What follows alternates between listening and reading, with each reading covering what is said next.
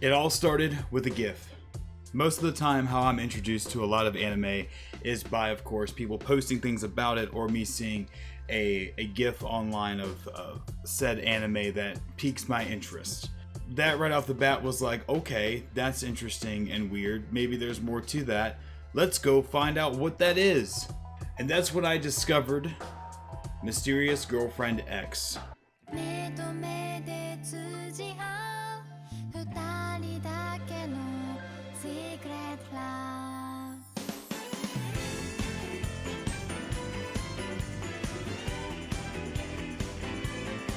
Mysterious Girlfriend X.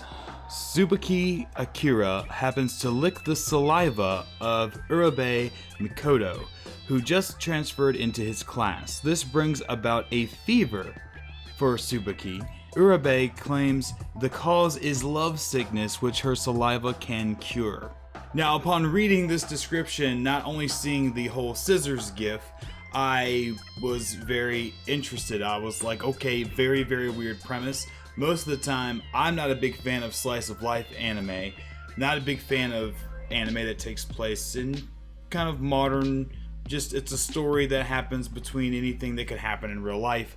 I normally am more of a fan of anything with fantastical elements, sci-fi elements, or just gets wacky and zany, where it starts off in something that could be in regular life, but then just takes it to the absurd. I was like, okay, I'm prepared. Let's do this. Okay, it's about saliva. All right, so someone has a saliva fetish. Let's go. Let's see how far they push this. Maybe there's something special to it. If you're someone who is very turned off or disgusted by drool or people messing around with other people's saliva, you're not going to like this anime at all. That's pretty much the concept based around the entire show. The new girl comes to class. Her name is Urabe. She falls asleep at her desk and a little pool of drool comes out, and Tsubaki wants to wake her up and let her know, like, hey, school's over. He takes his finger, puts it in her saliva, eats it, and that's how he gets sick, which, duh, you should think that would be the case when you put your finger in someone else's saliva and then proceed to put it in your mouth, not knowing who this person is. So yes, congratulations, now you have some sort of disease.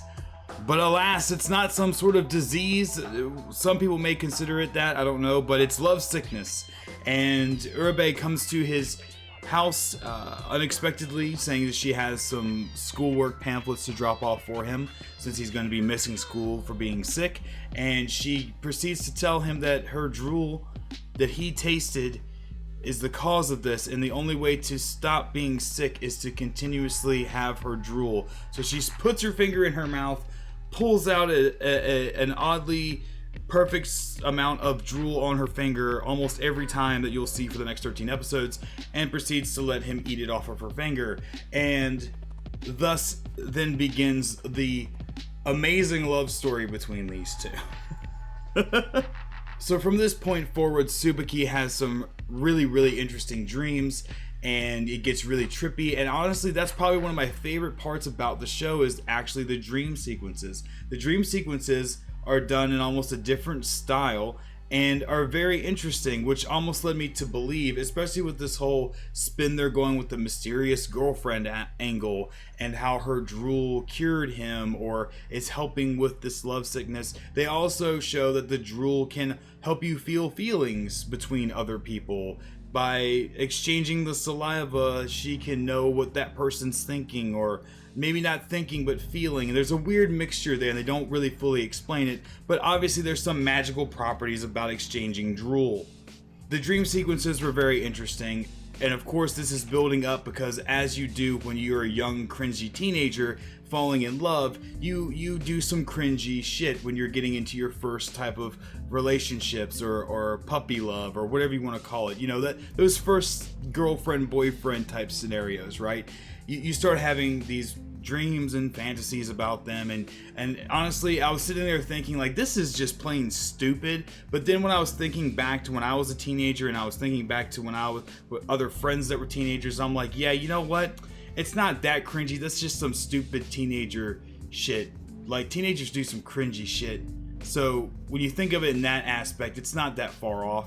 As you see their relationship develop, more things come into the mix. You see the friend that also has a girlfriend, and he's trying to learn from his friend because Tsubaki has never had a girlfriend before, so he starts to try to get advice from his friend, and also she ends up knowing that friend's girlfriend, and they have an interaction as well, and they kind of play off of that here and there. The girl that's the friend's girlfriend, she's actually really interesting and very well developed character. I like her energy in the show. I thought that was very good. And I can't remember her name. I'm sorry. These two other characters are gonna have to be Tsubaki's friend and his girlfriend. That's how they're gonna stay for this review.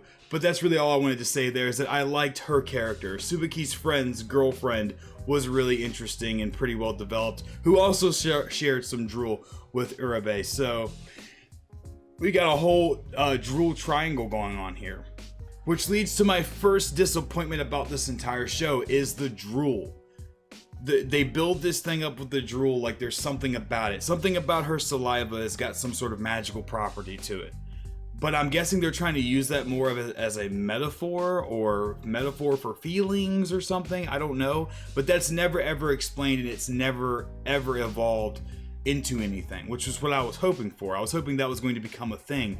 Honestly, this whole backdrop of this high school comedic romance relationship thing, which borderlines more cringe than comedy, I was hoping that was going to like break away, and it was going to go turn into wacky, zany, almost fully cooly levels of wackiness, and it didn't. And I'm sure that's my fault for trying to expect that out of it, but there was something underlying here that kept making me think, okay, when is the tables going to flip, and when is this going to turn into just all out, just wacky, insane shit that just blows this out the water? And it never ever goes there. The drool is never explained. How she can feel these feelings and how she can recreate these things and see, and this whole thing with the drool just doesn't go anywhere. It never goes anywhere, which is like, okay, this is not really going anywhere, so what about the relationship? Does the relationship go anywhere? And the answer is no, it doesn't really go anywhere. It basically gets to a better point by the end of the show, but it never ever evolves. I can tell this wasn't supposed to be a one-shot show. Unfortunately, when I looked up information on this, the manga was canceled at some point, so it kind of like screwed everything over from becoming more than what it was. And you can kind of tell it leaves it ending to there's gonna be more, or I guess they were gonna try to make this into a much larger series than it was. And maybe those extra kind of wild moments of who she really is comes back into play, but it never gets there. And in all honesty, the relationship never really goes anywhere outside the fact that eventually Urabe meets Tsubaki's family a little bit more, which leads me to another disappointment about the show. We never ever ever see Urabe's family. We're introduced to Tsubaki's family very early on with his older sister taking care of the household. We never even see Tsubaki's dad till the very end of the whole show. And then that's when we also find out that his mother has passed away, when they go to visit her grave. Throughout their whole rest of the show as well, we have at least seen the older sister, so we know Tsubaki lives with his older sister. Urabe, though, goes home a couple times, and we see her at her residence a couple of times, but we never ever see her parents, which also led me to believe there's got to be something more about the mysterious girlfriend, right? Like, she's got to be, like, her parents are, like, she lives on her own. Like, even some more of a dramatic twist if you're trying to ground it in real life. Like, maybe she does truly live by herself. Or because her parents are passed away or gone. Or maybe she's an alien from another planet, and that's why she always has that UFO charm on her book the whole time. Or maybe she's a killer robot with insane fast skills with a scissor. I don't know. Anything could have been awesome to make this show great, and nothing's ever explained. And maybe things would have been more explained later on if the manga continued. Maybe it would have been more explained if we got more seasons of the show, but it never is.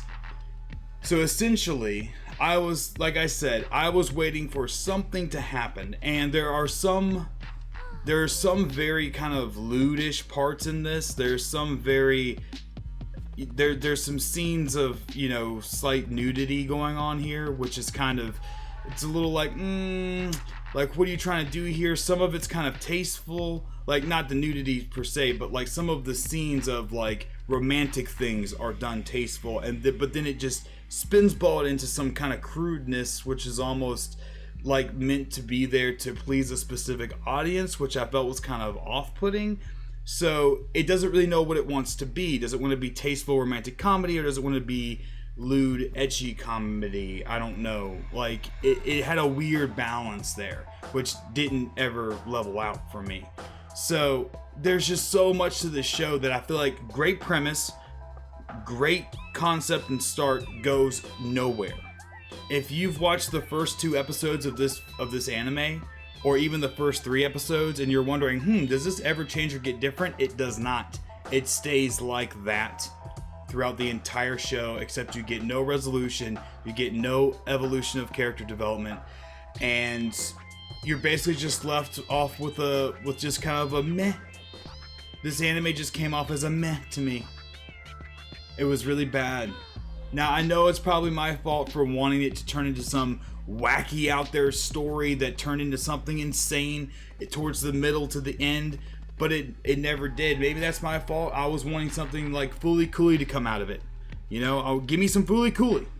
Give me some Fooly Cooly out of this, and it never did. And I think that's what kind of made it just meh. It just came out like a quiet fart. And then it was done, and I was like, wow, I just watched 13 episodes to wish I had spent it on something else. This is one of those animes that you watch when you're really, really bored, and you're like, okay, we'll see where this goes. And it does keep your curiosity enough to still hope, and I kept waiting for something to change and get different. Like, I'm waiting for it. Episode 3, I'm waiting for it. Episode 5, 6, waiting for it. 7, waiting for it. Oh, maybe 10. Maybe it's gonna build up to some giant climax for an ending. Nope, still waiting by 10, 12, 13, final episode. What's gonna happen? Nothing. Not a damn thing. I give My Mysterious Girlfriend X a 2 out of 5. A solid full-on 2 out of 5. So, have you seen My Mysterious Girlfriend X? Let me know in the comment section down below. Did you love it? Did you hate it? Do you have any other anime to recommend to me? I'm going to be coming out with a review soon, very soon, of Demon Slayer. I wanted to get this one out of the way because I just finished this, and I had to get my thoughts out on this. And yeah, wow, what a odd, cringy waste of my time this show was. But anyway, guys, thank you for watching my review. I hope you enjoyed it. Whether you agree or not, let me know in the comments down below, and I'll see you guys in the next one. Peace.